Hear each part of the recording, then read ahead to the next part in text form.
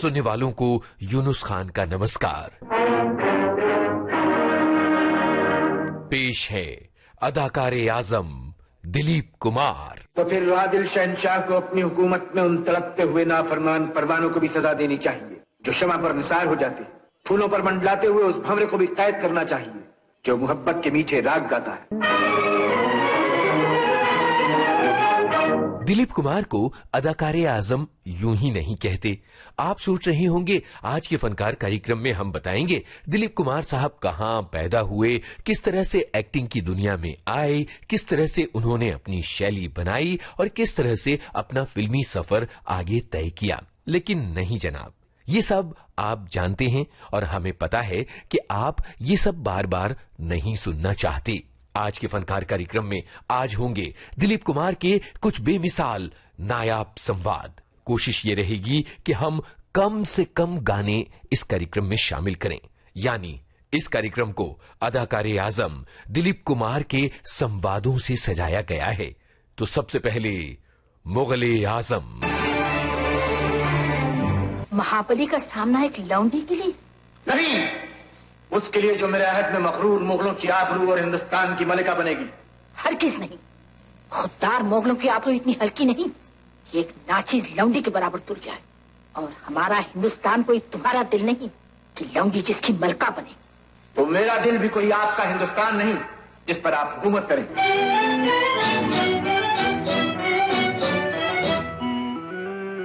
दिलीप कुमार ने संवादों की अपनी अदायगी की शैली धीरे धीरे विकसित की है। सन 1950 की तरफ लौटते हैं। एसयू सनी की फिल्म आई बाबुल, जिसके सितारे थे दिलीप कुमार, नरगिस, मुनव्वर सुल्तान वगैरह। सुनिए उस जमाने में दिलीप कुमार कैसे बोला करते थे। अशोक बाबू, माफी मांगने आई हूँ। आप ही ने दिल का महल उठाया था, आप ही ने उसे गिरा भी दिया। पूछ सकता हूँ ऐसा क्यों किया? इसे तकदीर का खेल समझिए। मैं इससे ज्यादा और कुछ नहीं कह सकती। आग लगा सकती हूँ, वजह नहीं बता सकती। मैं वापस जाने के लिए नहीं आई। पिताजी ने मेरी शादी तय कर दी है, इससे पहले कि आपके और मेरे दरमियान कभी न हटने वाली दीवार खड़ी हो जाए। चलिए कहीं भाग चले। यह आपने कोई नई बात नहीं। आजकल की लड़कियां जवानी की ठोकर को मोहब्बत की मंजिल समझ लेती है, मगर मेरे नजदीक मोहब्बत की सही मंजिल माँ बाप के कदम है। वो लड़की जिसे माँ बाप की इज्जत से प्यार नहीं, वो दुनिया में कभी किसी से प्यार नहीं कर सकती। अब आप चलिए। सन 1950 में दिलीप कुमार फिल्म बाबुल में किस तरह अपने संवादों की अदायगी करते थे, ये हमने आपको सुनवाया। आइए अब 36 साल आगे चलते हैं और सुनते हैं सुभाष घई की फिल्म कर्मा का ये सीन।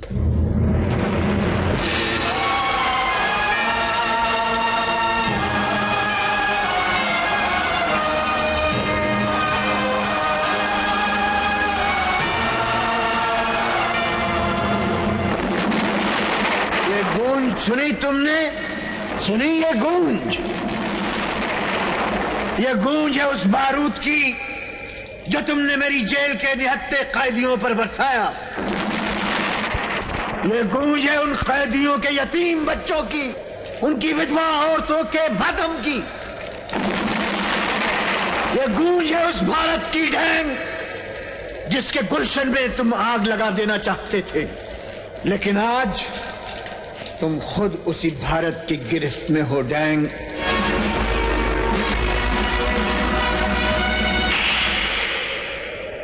क्यों डॉक्टर डैंग, आया मजा?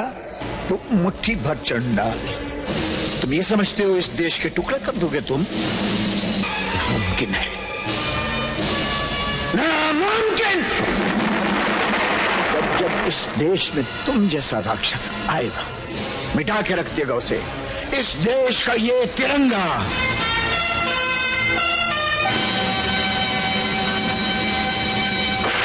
सुभाष घई की फिल्म कर्मा में दिलीप कुमार ने क्या समा बांधा था, लेकिन बहुत कम लोगों को याद रह गया कि दिलीप साहब ने इस फिल्म में एक गाना भी गाया था।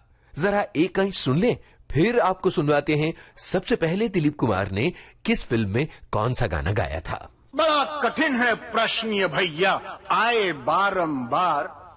इस उम्र में पूछे बीवी क्या करते हो प्यार, मुझसे क्या करते हो प्यार। अरे पूछे मेरी बीवी do you love me, do you love मी? तो क्या कहा आपने? अरे बरसों से तो कहता आया I love you, I love you. हर दिन हर पल यही कहूँ मैं आई लव यू। सुबह सवेरे काम पे जाऊं आई लव यू। सांझ ढले जब काम से आऊं आई लव यू। खाते पीते सोते उठते आई लव यू। फिर भी पूछे बीवी मेरी do you love me, do you love me? बार बार यही दोहराऊं I love you, I love. ये सब सुनकर कहने का मन करता है, दिलीप साहब वी रियली लव यू। इस गाने को सुनवाने से पहले मैंने आपसे कहा था कि हम आपको बताएंगे दिलीप कुमार ने सबसे पहले आखिर किस फिल्म में गाया था, किसके संगीत निर्देशन में गाया था और कौन सा गाना गाया था। दिलचस्प बात यह है कि ऋषिकेश मुखर्जी ने सन 1957 में निर्देशन की अपनी यात्रा शुरू की दिलीप कुमार के संग। ये फिल्म थी मुसाफिर। संगीतकार थे सलील चौधरी और इसी फिल्म के लिए दिलीप कुमार ने सबसे पहले एक गाना गाया। ये गाना गाया था उन्होंने लता मंगेशकर के साथ। सुनिए ये दुर्लभ गाना। लागे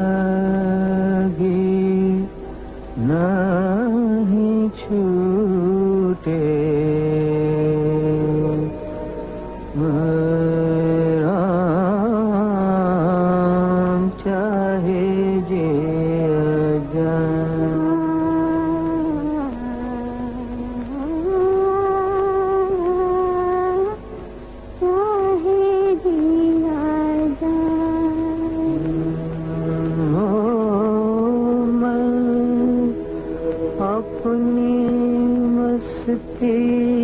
का जोगी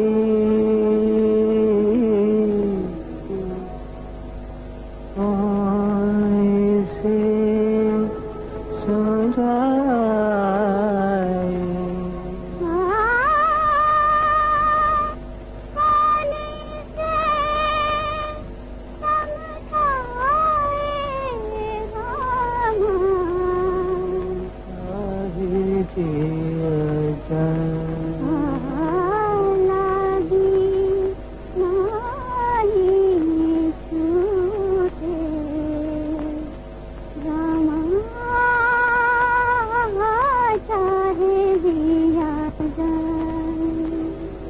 तारों में मुस्कान है तेरी, चांद तेरी परछाई।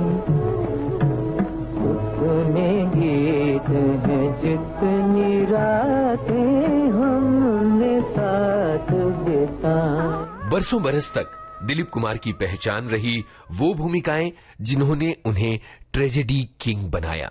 दिलीप कुमार उदासी के शहंशाह थे और उन दिनों में भी उनके चाहने वाले कम नहीं थे। आइए ऐसी ही कुछ फिल्मों के संवाद सुने जाएं और इन फिल्मों की सरताज देवदास। और मत पियो देवदास। क्यों? कुछ ही दिन हुए पीना शुरू की है, इतनी ज्यादा बर्दाश्त न कर सकोगे। कौन कमबख्त है जो बर्दाश्त करने के लिए पीता है? मैं तो पीता हूं कि बस सांस ले सकूं और ऐसी जगह से उठकर जाने की ताकत नहीं है ना, तभी तो यहाँ पड़ा रहता हूँ। बस देखता रहता हूँ तुम्हारे मुंह की तरफ, तो भी मैं बिल्कुल बेहोश नहीं होता, कुछ होश रह ही जाता है। होश से कह दो कभी होश न आने पाए। यहाँ ऐसे लोग भी आते हैं देवदास, जो शराब को छूते भी नहीं। छूते भी नहीं? मेरे पास बंदूक हो तो मैं उन्हें गोली से उड़ा दूं। वो लोग मुझसे भी बड़े पापी हैं चंद्रमुखी। पहले तो मैं शराब पीना छोड़ूंगा नहीं, और अगर छोड़ दिया तो फिर यहाँ कभी नहीं आऊंगा, कभी नहीं आऊंगा। बात दिलीप कुमार के ऐसे रोल्स की हो रही है जो उदास भूमिकाएं कही जा सकती हैं। सुनिए फिल्म दिल दिया दर्द लिया का ये संवाद। आपको सिर्फ इतना बता दें कि ये फिल्म एमिली ब्रोंटे के मशहूर नॉवेल वुदरिंग हाइट्स पर बनी थी और इसके निर्देशक थे अब्दुल रशीद कारदार, साल 1966। ये औरत की मर्यादा के नाम पर तुम्हारे चरणों में किसी बेगुनाह का दिल किसने रखा है भगवान? क्या तुम इस भेंट को स्वीकार कर सकते हो? क्या तुम इस भेंट को स्वीकार कर सकते हो जिस पर उसी अनाथ के अरमानों का खून लगा हुआ है, जिसने प्यार को अपना धर्म समझा, जिसने दुख और तकलीफों को अपनी परीक्षा की अंगार समझकर अपना सब कुछ चुरा लिया? मैं हूं वो बदबख्त मैं हूं जिसकी आत्मा एक निशाचर की तरह दिन रात इन खंडरों में भटकती है। वो इन दीवारों से टकराती है, उसे किसी करवट एक पल चैन नहीं मिलता, और ये मोहब्बत के गुनहगार सुख की नींद सोते हैं। ये सुख की नींद सोते हैं, दिन रात खुशियों से खेलते हैं और तुम्हारे चरणों में आकर अपनी पवित्रता का ढोंग रचाते हैं।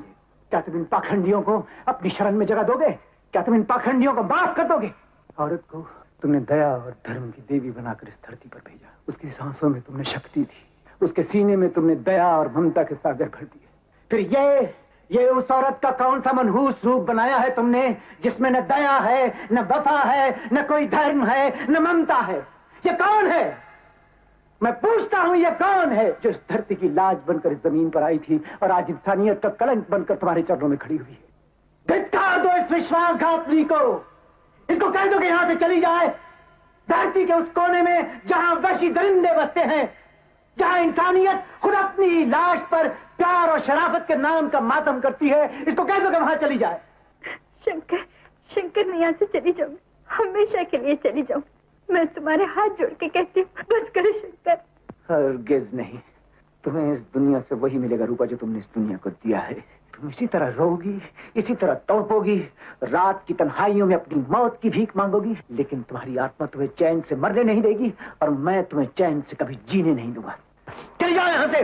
साल 1951 फिल्म दीदार का ये संवाद सुनिए। बात दिलीप कुमार के ट्रेजेडी रोलों की हो रही है। गाना खत्म हो गया सरकार। ओह, गाना खत्म हो गया? बड़ा दर्द है तुम्हारे गाने में कविराज। दर्द का दूसरा नाम गाना है सरकार। मैं गाने की शक्ल में अपना दर्द ही गाया करता हूँ। चंपा बड़ी सखी माई आई है।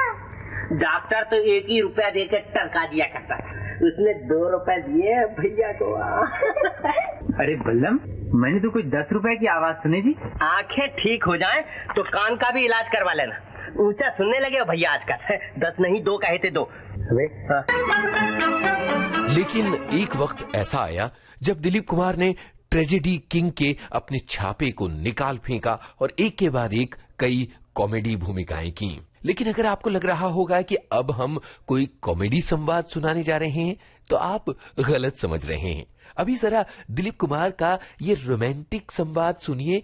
जरा सुनिए कि दिलीप कुमार मीना कुमारी से अपनी अदाओं के जरिए कितनी रूमानी बातें कह रहे हैं।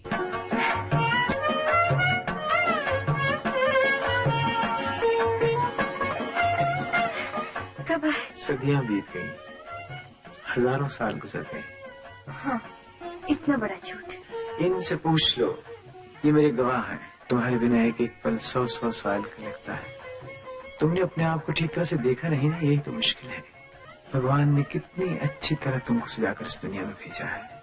आंखें की जैसे झील में खिले हुए 2 कवल देखती हैं तो आकाश में इंद्रधनुष खिल उठते हैं, और शर्माती हैं तो कलियों का सर झुक जाता है। रूपा, तुम्हारी इन जुल्फों की छांव के सिवा मेरे लिए दुनिया में कोई जगह नहीं है। रूपा, ऐसी बातें करोगे तो मैं यहाँ से भाग जाऊंगी शंकर। तुम चली जाओगी तो फिर एक एक पल मेरे लिए 100 साल का हो जाएगा। शंकर। रूपा,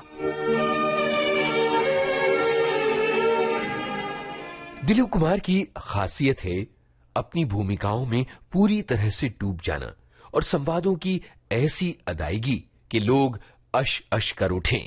मैंने लोगों का अधिकार छीना है। जब लोग भूख से मर रहे थे तो हम उनके हिस्से का अनाज ऊंचे दामों में बेचकर अपने खजाने भर रहे थे। जब शहर में बीमारी फैली तो हमने दवाइयां छुपा ली और उनके दाम बढ़ा दिए। जब हमें मालूम हुआ कि पुलिस हम पर छापा मारने वाली है तो हमने वही दवाइयां गंदे नालों में फेंकवा दी। मगर आदमी की अमानत को आदमी के काम नहीं आने दिया। मुझे अपने बदन से सड़ी हुई लाशों की बू आती है। अपने हर सांस में मुझे दम तोड़ते हुए बच्चों की सिसकियां सुनाई देती हैं। बानी ठीक कहता था, मैं आदमी नहीं हूं, मैं एक खूनी दरिंदा हूं। जिन दवाइयों से उसकी जान बच सकती थी उनका एक ढेर हमारे गोदाम में बंद था। बानी के पास दाम नहीं थे, वो मर गया, मेरा भाई मर गया। अपने हमदर्द भाई की मोहब्बत का ये बदला दिया मैंने उसे। अपने हाथों से उसका गला घोंट दिया। इन नापाक हाथों पर बानी का मुकद्दस खून लगा हुआ है। ये दाग, ये धब्बे कभी नहीं धुल सकते। मेरे माथे पर लगा हुआ कलंक कभी नहीं मिट सकता, कभी नहीं मिट सकता। हम जैसे जलील कुत्तों के लिए आपके कानून में शायद कोई मुनासिब सजा नहीं होगी। हम इस धरती पर सांस लेने के लायक नहीं हैं। हम इंसान कहलाने के लायक नहीं है, इंसानों में रहने के लायक नहीं है। हमारे गले घोंट दो और हमें दहकती हुई आगों में जलाओ। हमारी बदबूदार लाशों को शहर की गलियों में फेंकवा दो, ताकि वो मजबूर, वो गरीब जिनका हमने अधिकार छीना है, जिनके घरों पर हम तबाही लाए हैं, वो हमारी लाशों पर थूके और अपनी ठोकरों से हमारे गंदे जिस्मों को रौंद डाले। मेरे साथियों के नाम और उनके पते हैं। ये सब के सब मेरी तरह मुजरिम है, ये सब के सब मेरी तरह खूनी है। आराम से जिंदा रहना हर आदमी का अधिकार है, मगर इस तरह दूसरों को लूटना, लोगों की रोटी छीनना, गरीब और मासूम लोगों को व्यापार के नाम पर बर्बाद करना और उनको मार डालना किसी का अधिकार नहीं। अब जरा दिलीप कुमार की कुछ कॉमेडी भूमिकाओं के अंश भी सुनवा लिए जाएं। गोपी फिल्म का ये संवाद।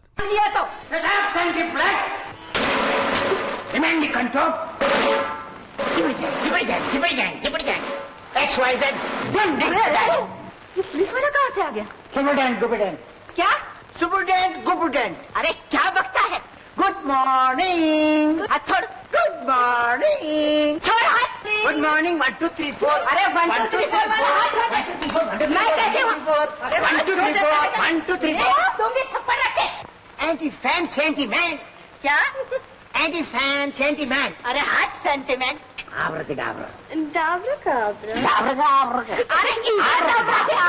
बड़ा आया अंग्रेजी बोलने वाला। एंटीफॉर सेंटीफूस। अरे रे अरे। और ये संवाद फिल्म राम और श्याम से। Sorry gentleman, I am late.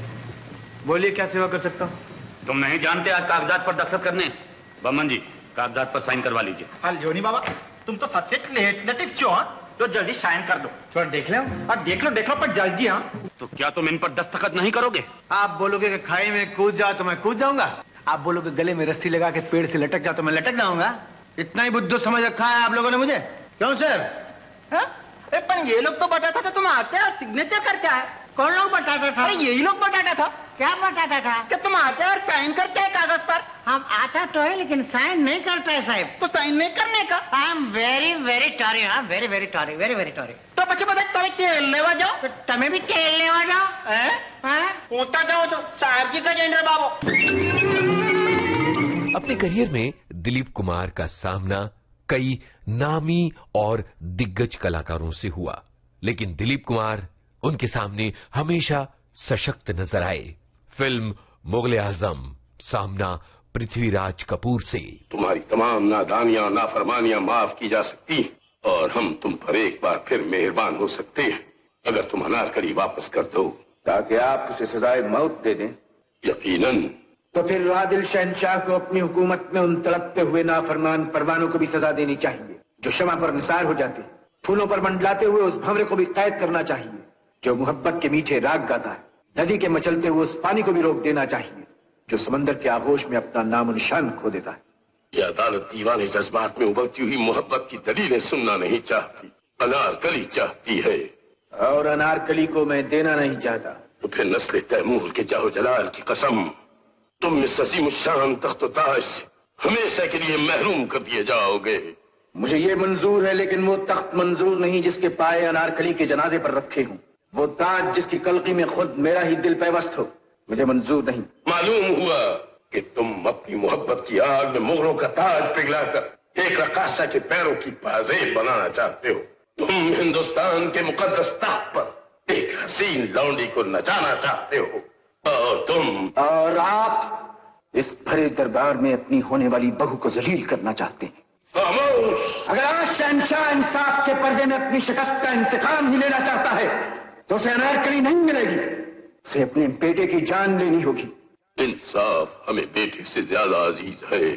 मुल्जिम Nooruddin Mohammad Salim, तुमने हमारी रियायत और रहमदिली का नाजायज फायदा उठाया और अनारकली को अदालत के रूबरू हाजिर करने से इनकार किया।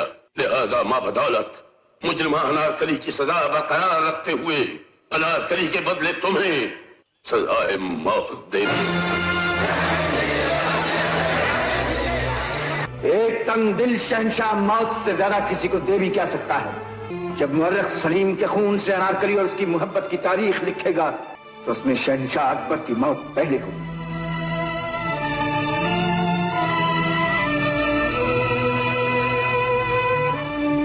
फिल्म शक्ति, दिलीप कुमार और अमिताभ बच्चन आमने सामने। पुलिस को अपना बयान देने से इनकार क्यों किया तुमने? क्या मेरे बयान देने के बाद आप या आपकी पुलिस मुझे बेकसूर समझेगी? तुम अच्छी तरह जानते हो विजय, तुम्हें बेकसूर समझना या मुजरिम ठहराना ये पुलिस का काम नहीं है। इसका फैसला अदालत में होगा। तो फिर मैं बयान भी अदालत में ही दूंगा। विजय, अगर तुम बेकसूर हो तो पुलिस की मदद करना तुम्हारा फर्ज है। मैं तो हमेशा ही बेकसूर था डैडी, लेकिन मेरी मदद करना तो आपने कभी अपना फर्ज नहीं समझा। ये मत भूलो कि मैं यहाँ एक बाप की हैसियत से नहीं, पुलिस ऑफिसर की हैसियत से बात कर रहा हूँ। कौन सी नई बात है? आपने मुझसे हमेशा एक पुलिस ऑफिसर की हैसियत से ही बात की है। देखो विजय, तुमको अगर मुझसे कोई गिला है या कोई शिकायत है, वो गलत है या सही है, अपनी जगह है। लेकिन यहाँ इस जगह तुम्हें भूल जाना चाहिए कि तुम मेरे बेटे हो। सुभाष घई की फिल्म सौदागर में एक बार फिर हुआ राजकुमार और दिलीप कुमार का आमना सामना। आपको बता दें, इससे पहले दिलीप कुमार और राजकुमार सन 1959 में फिल्म पैगाम में आमने सामने आ चुके थे। फिल्म सौदागर।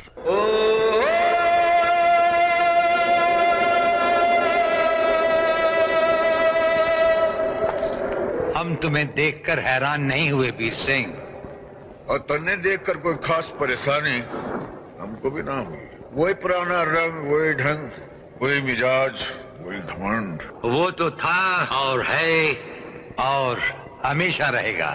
वो रहे न रहे, पर एक फर्क तो आ गया जरूर राजेश्वर। वो जो तू आसमानों पे उड़ता फिरे था ना, आज तेरे पैर जमीन पर लग। राजेश्वर जमीन पर रहकर भी आसमान में उड़ता है वीर सिंह। समझ गया। हाँ तो दिखा अपनी उड़ान अब। जो खड़ा तू और जो खड़ा मैं, और जरा बीच में पिस्तौल। उठाए पिस्तौल और चला गोली मुझ पर। निकाल ले तो अपने दिल के अरमान।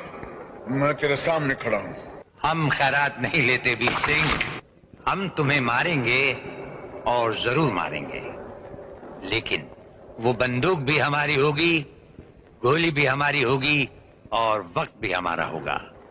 बंदूक तेरी, गोली भी तेरी, दिन तारीख भी तेरा, सुबह बोले सुबह, शाम का शाम। आवाज दे तू, वीर सिंह तेरे को सामने खड़ा मिलेगा। सन 1984 में यश चोपड़ा की फिल्म मशाल में दिलीप कुमार ने एक ऐसा सीन किया जिसे सुने या देखें ऐसा हो नहीं सकता कि आपकी आंखें नम न हो जाएं।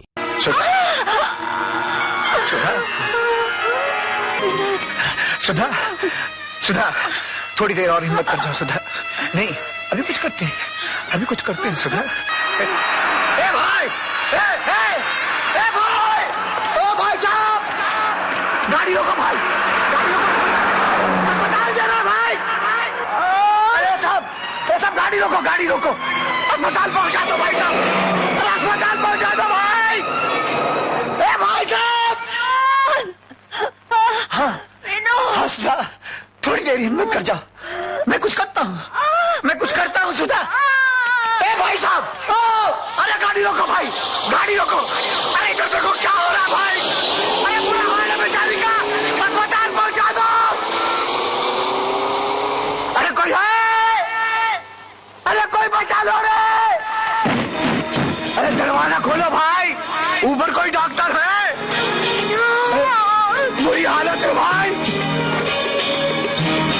कोई बचा लो।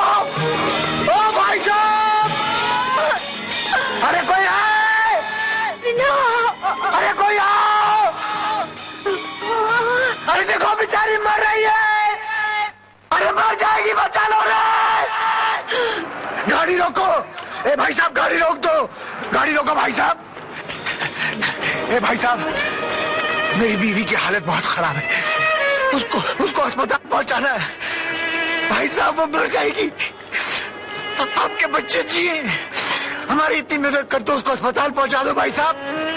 भाई साहब आपके बच्चे जिए। भाई गाड़ी रोको। ए भाई गाड़ी रोक दो, मेरी बीवी को अस्पताल पहुंचा दो भाई साहब। ए भाई साहब, ए भाई साहब। आज के फनकार कार्यक्रम में आज हमने अदाकारे आजम दिलीप कुमार के अभिनय की यात्रा से आपको रूबरू करवाया। आज का ये कार्यक्रम दिलीप कुमार के कुछ बेमिसाल संवादों से सजाया गया था। हमें उम्मीद है आपको हमारा ये प्रयोग पसंद आया होगा। शोध, आलेख, स्वर और संपादन यूनुस खान, प्रस्तुतकर्ता शकील बख्शी।